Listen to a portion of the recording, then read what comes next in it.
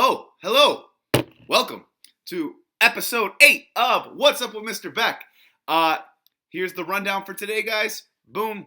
We got a special guest for Tell Me Something Good. We're going to remind you to send good news. CNN 10 gets you ready for your preset videos. I'm going to do one for you today so you get exactly what I'm looking for. I want you to match my energy in that video. And I'm going to tell you about your homework today.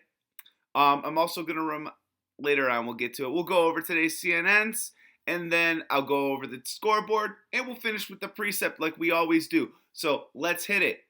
Noah, go. Tell me something good. Tell me something good. Thank you for all that energy you brought. I appreciate it. I'm really proud of how hard you've been working since this whole coronavirus thing went down.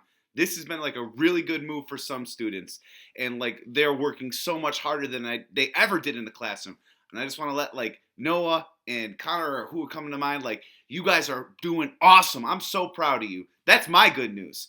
Also, some good news. Hit it with the song. Let the dogs out. I hope this works. It'd be really awkward if it didn't. Okay, we've got who let the dogs out? Well, I hope Chase let the dog out. He's got a new 2-week-old puppy named Winn-Dixie, or Winnie, from Winn-Dixie. And we've got Henry, as promised, his dog. Other news, Avea. Today's my good news is I took a walk around town with my dog and with my mom. My other good news is that my mom taught me how to plant vegetables, and I learned how to do that. It was so much fun.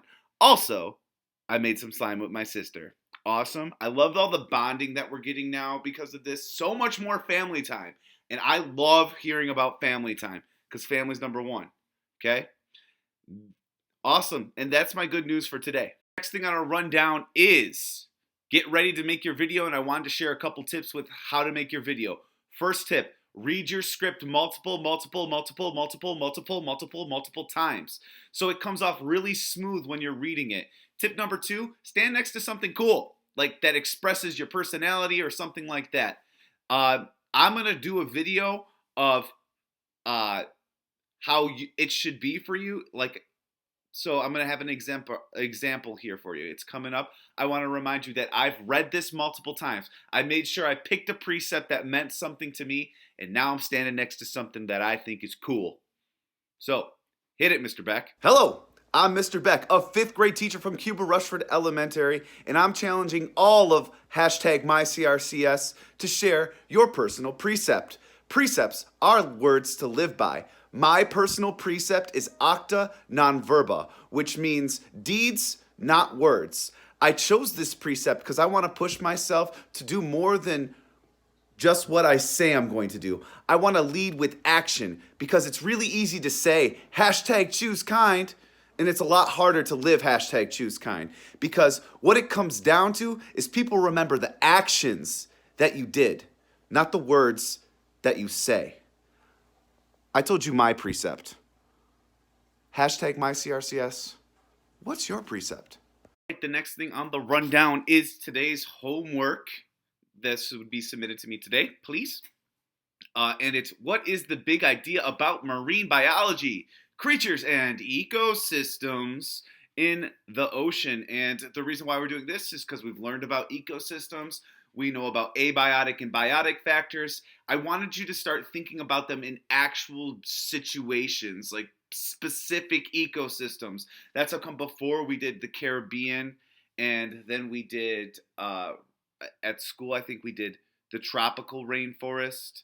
So you'll have another one next week. I'll send it out via email to you. But so as always, read it. I love how Amelia Miller always circles the words that are not clear exactly and underlines the important information, goes back into the text, and it's really evident in her answers. She's very detailed on it. I want you to do that too. Try your best to mark up the text. I know that Mr. Kemp talks about that in class, so make sure that you're always marking up your text. Treat this just like an ELA article. You should be reading like that all the time, asking questions to yourself, thinking about it.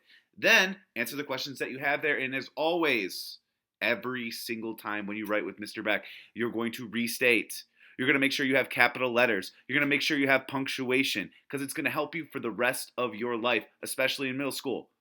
Ask Ms. Ralston about it. Okay, that's today's homework. Next on the rundown is yesterday on the CNN 10. Last time on the CNN 10, the little blurb at the bottom was, after reporting on more coronavirus-related topics taking places worldwide, we are giving you a bit of an escape today. Our new series on virtual vacations launches with a tour of a Hawaiian lava tube. After that, we're showing you how a lockdown couldn't keep one Frenchman from running a marathon on his balcony. Okay, and some enduring issues that were found today brought to you by your classmates. Sean. One enduring issue I saw on the CNN 10 was impact of disease. I think it was this because people can't go to the doctor's office if they don't have any condition that they need to be treated. Yes, so what she's saying there is that people can't go to the doctor's office even if they have a certain disorder that normally they go to the doctor's office for. Doctors are so overwhelmed with the coronavirus and trying to keep up with that. So great work, Miss Titus. Then Avea, once again on, here we go, I like it. An enduring issue I saw today was impact of scarcity. They're running out of ventilators to help the people breathe so they don't die. Also, they don't have enough tests and they don't know how the virus is spreading. It would be a great idea to get the tests to the people who really have the virus instead of the people who are being tested for the virus. So I see what you mean. You mean like you want them to be more specific. Like this person might have the virus. Like don't just go there if you just don't feel okay. Like they want Avea, I think what you're trying to say is like you want people who are truly sick to go there and make sure that they don't have the coronavirus. And I understand that. That's a good one. Our next response is from Juliana. One enduring issue I saw on the CNN 10 today was impact of technology.